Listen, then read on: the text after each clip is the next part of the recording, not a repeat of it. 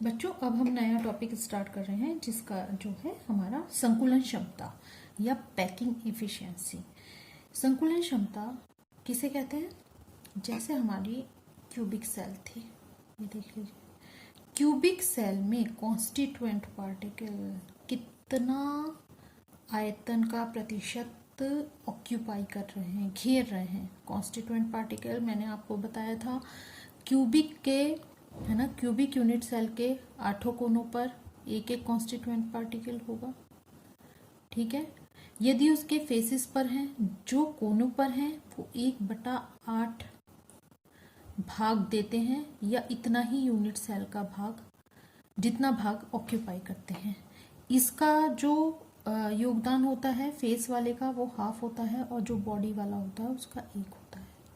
ठीक है, तो यहाँ पर ये बात है कि पैकिंग एफिशिएंसी किसे कहते हैं? पैकिंग एफिशिएंसी क्यूबिक सेल में जो अवयवी कण उस यूनिट सेल का कितना प्रतिशत भाग घेरते हैं उसे उस क्रिस्टल लैटिस की संकुलन क्षमता कहा जाता है। ठीक है, तो इस संकुलन क्षमता का फॉर्मूला ये है बेटा, संकुलन क्षमता बराबर अवयवी कणों का आयतन बटे यूनिट सेल का आयतन गुणा 100। यानी यूनिट सेल का आयतन, है ना, में अवयवी कणों का कितना आयतन है, यदि हम उसकी 100 से गुणा कर दें तो हमारे पास अवयवी कणों द्वारा घेरा गया आयतन का प्रतिशत भाग निकल आएगा। ठीक, अब संकुलन क्षमता बराबर अवयवी कणों का आयतन, तो अवयवी कणों का आयतन कैसे निकालेंगे? कैसे निकालेंगे बताइए? अवयवी कणों की संख्या, कुल कितने अवयवी कण हैं, है ना, तो आयतन, अवयवी कणों का आयतन कैसे निकालेंगे? अवयवी कणों की संख्या गुणा एक कण का आयतन, है ना, एक कण का आयतन, आयतन अपॉन है ना, यूनिट सेल का आयतन लिख दीजिए या एकक कोष्टिका का आयतन, आपका मन है किसी भी लैंग्वेज में तैयार कर लीजिए। एकक कोष्टिका का आयतन गुणा 100। ठीक है, अब यदि हम ये माने कि अवयवी कण हमारा कैसा है भाई, गोल है। ठीक है, तो एक गोले का आयतन, ठोस गोला मान लेते हैं, उसका आयतन अगर हम इसकी त्रिज्या r मान लेते हैं तो इसका आयतन कितना होगा?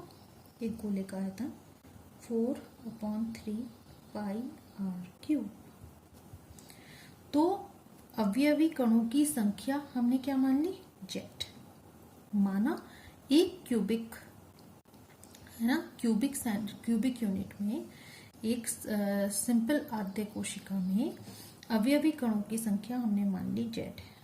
ठीक है, तो एक कण का आयतन कितना हुआ? क्योंकि कण किस आकार में है? गोलाकार में है, तो उसका आयतन हमारा हमने माना कितना हुआ? 4/3 पाई r³ इंटू 4/3 पाई r³ अपॉन एकक कोष्टिका का आयतन। तो एकक कोष्टिका का आयतन कैसे निकालेंगे? क्योंकि वो घन है, घन का आयतन क्या होता है? भुजा का घन। तो उसकी एक भुजा क्या मान ली हमने? A। भाई घन है तो क्यूब है, क्यूब की तीनों भुजाएं बराबर होंगी और तीनों भुजाएं यानी लंबाई, चौड़ाई और ऊंचाई, है ना, तीनों भुजाएं बराबर होंगी। तो एक भुजा को हमने क्या मान लिया? माना A है। तो घन का आयतन कितना हो गया? A का घन अपॉन हो गया A³ इंटू 100। ठीक है, अब हमें क्या करना है? ये हमारी संकुलन क्षमता आ गई। संकुलन क्षमता को अब मान लीजिए हम ये निकालते हैं, ये हमारी संकुलन क्षमता का एक बेसिक फॉर्मूला आ गया। अब यदि हम सिंपल क्यूबिक सेल के लिए निकालते हैं फॉर SCC, ठीक, सिंपल क्यूबिक सेल के लिए Z का मान कितना होगा? तो आप जानते हैं सिंपल क्यूबिक सेल में कॉन्स्टिट्यूएंट पार्टिकल का नंबर मैं पहले ही बता चुकी हूँ कितना होता है? 1। तो अवयवी कणों की संख्या कितनी होगी? 1। तो जेड की जगह हम 1 रख लेंगे, 4/3 pi r cube upon A3 into 100। ठीक है, इस तरह से जेड के मान हम डिफर करते जाएंगे। ठीक है बेटा। बच्चों यहाँ पर हम एक सिंपल क्यूबिक सेल के लिए यहाँ पर इसका डेरिवेशन करते हैं कि सिंपल क्यूबिक सेल के लिए कितने प्रतिशत कॉन्स्टिट्यूएंट पार्टिकल उसका आयतन घेर रहे हैं। ठीक है, तो सिंपल क्यूबिक सेल के लिए यहाँ तक हमारा जनरल फॉर्मूला आ गया। अगर हम इसका कॉन्स्टिट्यूएंट पार्टिकल देखें तो एक कॉन्स्टिट्यूएंट पार्टिकल इसके इस कोने पर है, ठीक, और दूसरा कॉन्स्टिट्यूएंट पार्टिकल इसके इस कोने पर है। ठीक है, ये लगभग दोनों बराबर होंगे बनने में, ये इस तरह से हुए हैं बच्चों। तो ये जो कॉन्स्टिट्यूएंट पार्टिकल की ये जो होगी क्या चीज, त्रिज्या, ये कितनी होगी? r। और इस वाले कॉन्स्टिट्यूएंट पार्टिकल की कितनी होगी? r। और हमारा ये क्या है? ये दूरी हम क्या कहते हैं पैरामीटर्स में, आपको पता है, ये दूरी है हमारी e। फिर से देखिए, यदि इस क्यूबिक सेंटर को, इसको मैं इस तरह से करके फिर बना देती हूं, यदि एक इकाई,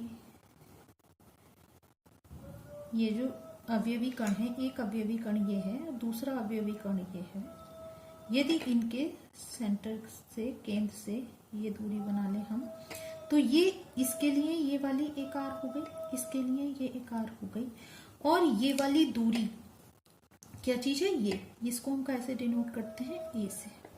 तो हम यहाँ पर मान सकते हैं कि ए बराबर क्या है? 2r। ठीक, ए बराबर 2r। तो यहाँ पर हम ए और आर का एक संबंध निकाल लेंगे, और इस आर को हम, इस ए को हम आर की टर्म्स में यहाँ पर रिप्लेस करेंगे, यहाँ पर रखेंगे। तो बच्चों अब आप आगे देखिए, है ना, तो ए बराबर हमारा आ गया 2r। ठीक, ये आप लोगों को क्लियर आ गया होगा।